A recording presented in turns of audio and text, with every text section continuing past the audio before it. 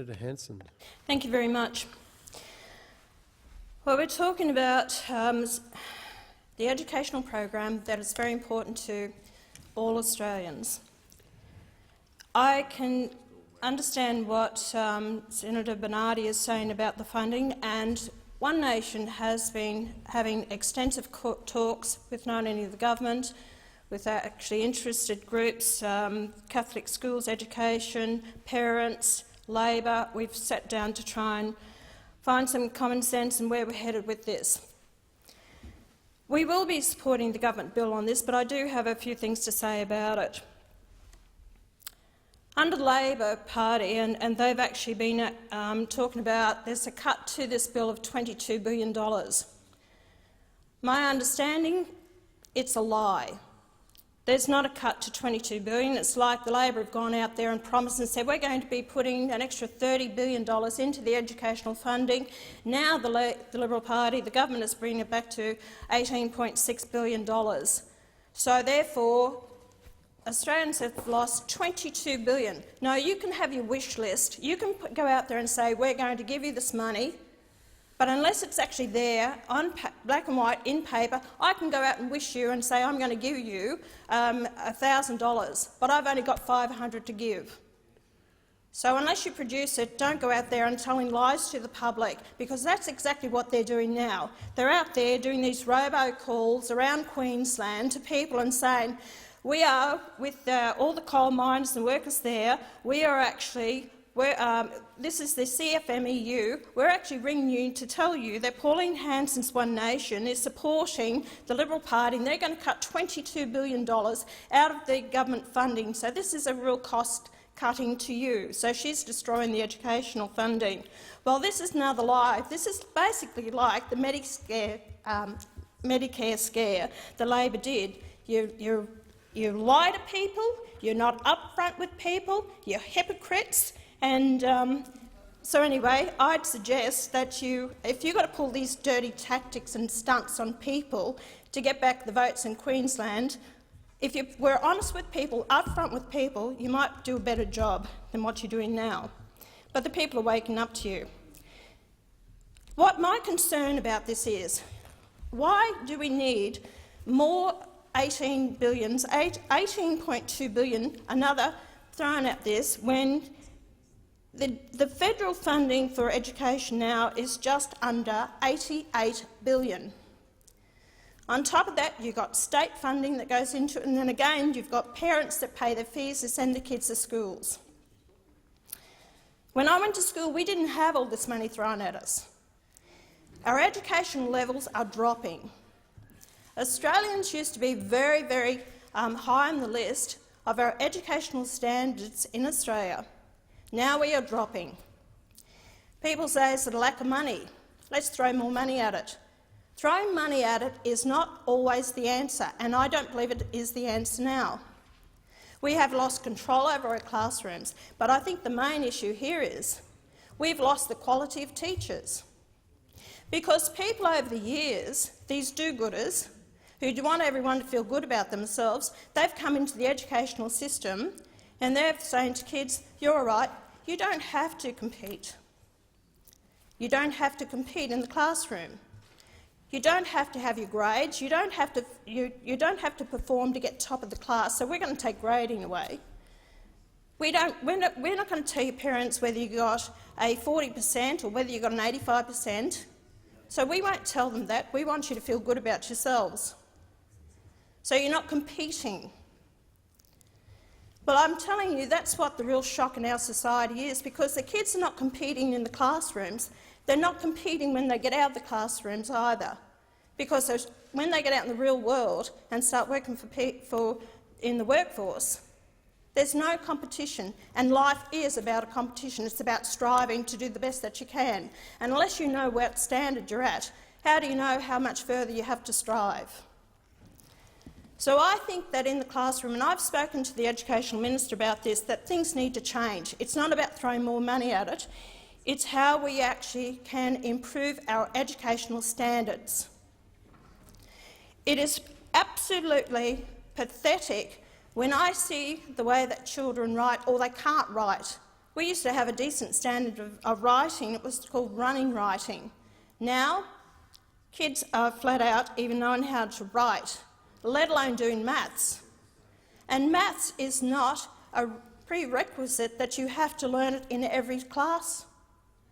They cut out maths, so you don't necessarily in some schools have to learn maths or science, and even English. They are the basics that we need in our education for the rest of our life. And as Senator Bernardi said, kids can't add up. How right that is. I had my shop. Oh, we had the till there, and then when the till would tell you what change you gave, but when we had blackouts, the young staff didn't even know how to count money out unless the till told them how to do it. They can't calculate, they can't work out anything in their life because they don't have the maths, they're not taught. We're relying everything on computers, on calculators, and in real life that's not always at your fingertips to use. I think that we need to go back to the basics. In the classroom, there's lack of discipline. The teachers are told they can't discipline the kids. And then our educational system is now teaching the kids their rights. And then they say your parents can't tell you what to do because you have your rights. And then when they go home, the parents tell them something, and then the kids say, you can't tell me that, I know my rights.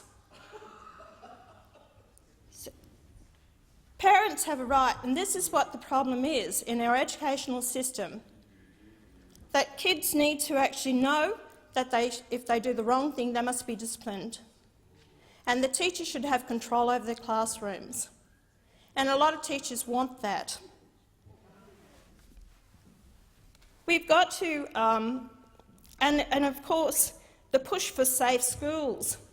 Most parents that I talk to, they don't want that. They think it's a load of rubbish, and they don't want their kids to be confronted with this. And yes, it has been forced on them in some schools, onto the kids. This whole package, I hope that it does work for our kids, for our educational system, and it will be brought before the board, and I will continue to talk to the Education Minister with regards to bringing in maths and science and English and the quality of our teachers and stop pushing them through an educational system. And especially also what we need to stop is this attitude that everyone must go on to university. No, they don't. You have kids that are not academically minded who would be better on the tools or in a trade. Why don't we push that? Why don't we give them a better understanding so businesses can go to the classrooms and say to them, this is what it's like to be a plumber, this is what it's like to be an electrician, this is what it's like if you want to go into the IT profession or do something other, rather than saying, peer pressure, you must go from here on to university. And at the end of the day, there's no really qualifying levels that you need to get into university. So we've got this peer pressure that everyone feels they've got to go to university, a cost to the taxpayer, they will never pass. It's not like, I've been to university, which one did you go to? Without the standard of education. Let's give kids the opportunity to choose other professions. Let them leave at year 10 if they're not academically minded, instead of keeping them in the educational system just to bolster the figures so they're not on Newstart or youth allowance, so they're not on the unemployment queues, but give them the opportunities to go on to do other trades. And then I'll lead to our TAFE colleges. TAFEs have been shut down. They're not getting the funding. That is so important to a lot of the youth who don't want to go on to further education in our universities. That needs to be funded, that needs to be looked after. And I will be supporting that, and the government will look at that to actually the TAFE colleges. I know they've been under a lot of pressure. But to you, Mr Acting Deputy President, the educational system, yes, there has been concerns about this from the Catholic schooling. They take up a lot of the slack. It's not only the Catholic schooling, but it's other non-government educational centres. And they are trying to do their best to educate a lot of Australians right across the country. There's been talk who's getting money and who's losing the money, where's the funding coming from. The government is going to give non-government schools 80% of this funding. They don't get state funding, and the state schools will be getting 20% of the funding. Now, on average, a child who is actually at primary school will get just over $10,000, and at a high school, approximately about $13,000 funding. This package is going to give an increase of just over 3%, approximately around about 3.7% funding per child, extra funding.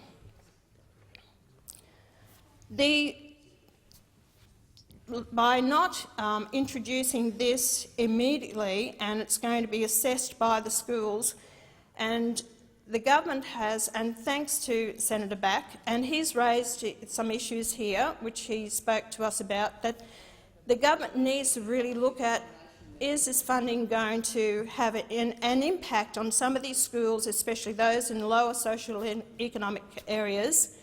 Is it going to have an impact on them, and will they close? That concerns me greatly, and I'm pleased to hear that they're actually going to bring in place that will be reviewed in a year's time, and I think that's very important, so it will give it time to actually settle in and see that it is working.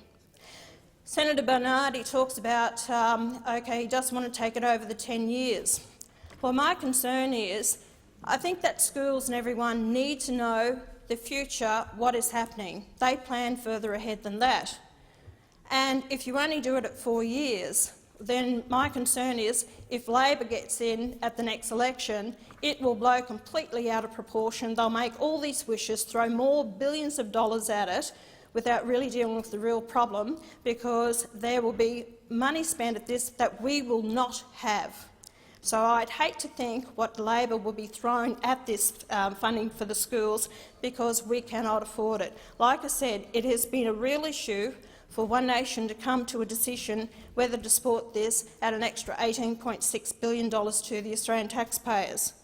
But I hope that this will improve our educational standards if it is addressed in the classroom, and I think that's what's very important about it. Another thing that we need to address here also is, and I'll go back to the classrooms again. I hear so many times from parents and teachers whose time is taken up with children in the classroom, whether they have a disability or whether they are autistic, that it is taking up the teacher's time. These kids have a right to an education by all means, but if there is a number of them, these children should actually go into a special classroom, looked after and given that special attention, because most of the time the teacher spends so much time on them, they forget about the child who is reigning at the, wants to go ahead and leaps and bounds in their education, but are held back by those because the teachers spend time with them. And I'm not denying them. If it was one of my children, I'd love all the time given to them, to give them those opportunities. But is it at the loss of our other kids? I think that we have more autistic children, and yet we are not providing the special classrooms or the schools for these autistic children, and if they are, they're at a huge expense to parents. I think we need to take that into consideration, that we need to look at this. It's no good saying that we've got to allow these kids to feel good about themselves and we don't want to upset them and make them feel hurt, and I understand that. But we have to be realistic at times and consider the impact that is having on other children in that classroom. We can't afford to hold our kids back. We have the rest of the world and other kids in other countries who are going ahead leaps and bounds ahead of us. And unless we keep up a decent educational standard in this country, we will keep going further backwards and backwards. And our kids will not be the ones that are getting the good jobs in this country. They will be bringing in people from overseas, filling positions in this country that belong to our children. So our education is very important, and I just feel that it needs to be handled correctly, and we need to get rid of these people because you want everyone to feel good about themselves. Let's get some common sense back into our classrooms and what we do. Like I said, One Nation has spoken to many areas. Have I got it right? I hope we have got it right, because it's very important. You know, I see so much in this place. It's the blame game, and you know, Labor opposes so much all the time just because they're in opposition. It's a pity that this place doesn't sit down and really have clear discussions with each other and find what is best for the people, because they're sick and tired of this. Labor, you have said that you wanted to throw money at it. Well, I think it's a good start, the $18.6 billion. That is a start. Why can't you work with the government with regards to this and then build on that? And if this money is not going to the place where it's supposed to, and it does need more funding, then work together to increase the funding. Stop opposing things just because the fact is you're on the opposition. It's about working together for the future of this nation. And you know, I just get so frustrated with the whole lot here, because I know people want the right answers. Not everyone, and I've heard it from those who are Liberal voters, are not entirely happy with this package at all.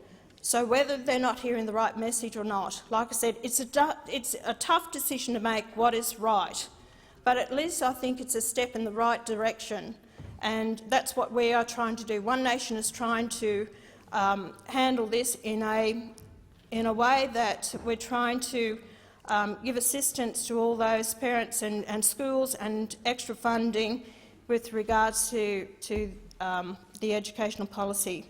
So anyway, that's One Nation's stance on it. We will be supporting the government in this bill. Thank you.